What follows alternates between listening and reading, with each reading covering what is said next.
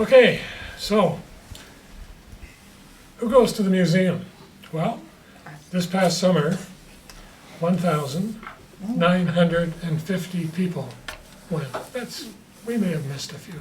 A few people sometimes sneak out, but we try to get them all. Now, at the Westerson Cabin, very impressive, 1,446 people. Now, there's obviously overlap there. I mean, lots of people, maybe most people go to both places, but clearly the cabin is popular and the people who have done all the work there are to be commended. So who are these people, especially the foreigners? Well, we had somebody from, at least one person from each province of Canada. So that's something I was very proud to be able to figure out. Now, obviously, there are more from BC than from Newfoundland, but still, it's an impressive statistic. And all this in spite of the fact that the Highways Department tried very hard to make life difficult for us. And so we end up with a number that's not our highest, but it's one of our highest in the last 6, 7 years, whatever. So where did these people come from? I should point out that when foreigners come to the door, I mean, I always engage people with some conversation, and I always ask, did you come here specifically to see the Cochrane Historical Museum in Canada? Every single one says, of course. So I think that's really impressive. So this past summer, we had 69 people from the United States. I wouldn't go through them all, but other countries included, with visitors, Germany, Hong Kong, England, France, Wales, Australia, Spain, Switzerland, Mexico, Ireland, Iran, Sweden, Japan, Denmark, Peru, and Romania. Pretty impressive. A couple of those, Romania was 1, Hong Kong was 10, and so on. But that's pretty impressive. Now, what do they think of the museum? We hope they like it. So what I did is I took our visitor book and I went through the first 10 pages and we asked their name, where they live, and so on. And then we asked for a comment. So they always write a comment. I can tell you I've gone through the book several times, counting up numbers and reading them and looking for my name. Frank was wonderful, stuff like that. They're very, very, very positive. And they're always saying good, but they say good in a variety of ways. So in the first 10 pages, I just went through and I looked for synonyms that were used by our visitors for good. So here are a few. Wonderful, great, awesome, thank you, amazing, eye-opening, excellent, impressive, cool, fabulous, super, nice, fantastic, neat, love it, very good, très bien, I think that's French, I'm not sure, insightful, danke, superb, touching, wow, we learned a lot. And at that point I stopped and I said, no point going any further.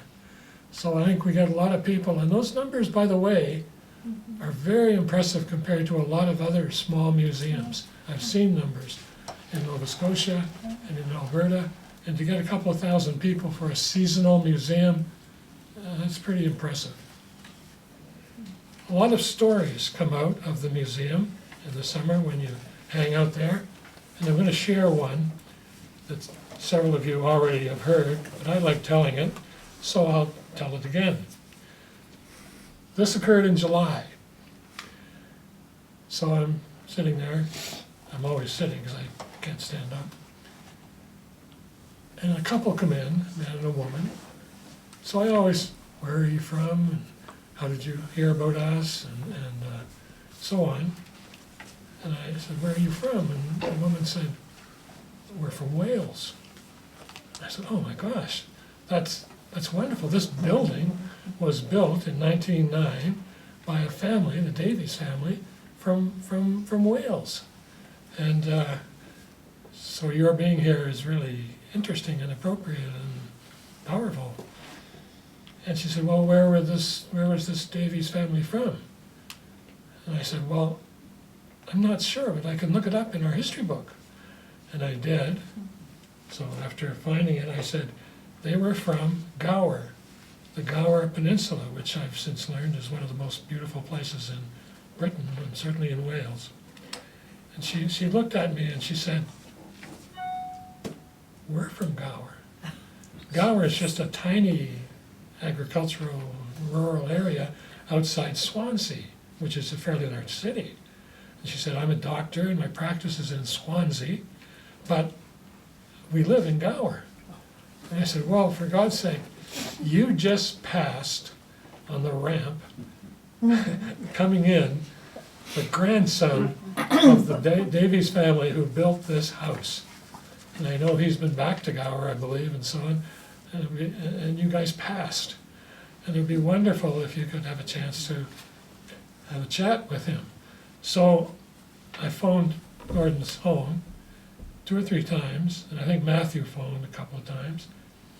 Gordon was not cooperating, he wasn't there. Apparently he'd stopped for groceries or something on his way home. So the people waited and waited for, I don't know, perhaps half an hour. And then finally they said, "Well, we really kind of need to go." But the woman said something to me just before they left, and I remember this very, very clearly. She said, "You know, we have come from a tiny community halfway around the world, and we end up finding ourselves in a home built by people from our community almost 120 years ago." She said, "That's amazing." And I said, "Yes, that is amazing. And I'm so sorry we couldn't round up Gordon." So off they go down the ramp, and they're just getting into their car when this story becomes a really good story. Because Gordon roars up and pulls up. He got the message that we had left, and I know he could perhaps tell you, but I know he got a chance to talk to these people and connect with them.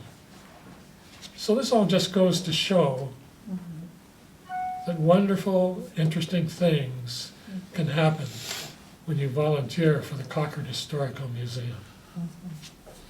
That's all I got.